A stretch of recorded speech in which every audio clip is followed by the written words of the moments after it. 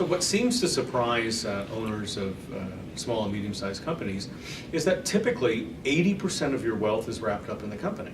So if you don't really go out of your way to transition in the most positive way and the most successful way, then likely you're going to put at risk a huge amount of your personal wealth, which will impact your family, your children, your children's children, and you know, obviously future generations.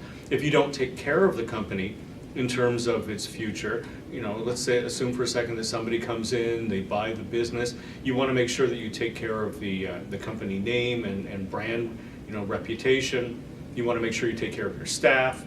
You frankly even want to take care of vendors, and you absolutely want to take care of your customers. So there's lots and lots of different responsibilities that have to be dealt with. You can't just turn around and say, okay, I'm going to sell the company, or even worse, something tragically happens to you and all of a sudden you're no longer there, whether you get, you know, terribly ill or you pass away. Sometimes what I like to say to an owner is, so let me ask you a question.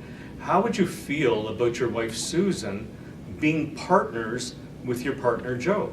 Well, what do you mean, Eric? Well, it's very simple, you know, Al. If something happens to you, if God forbid you have you know, a medical challenge or you pass away or something like that, well, all of a sudden, you know, Sue and your partner are partners. They're running the business together. And typically the owner will look at me and go, but they hate each other. Well, don't you think you need to be taking some steps to make sure that those kinds of things do not happen?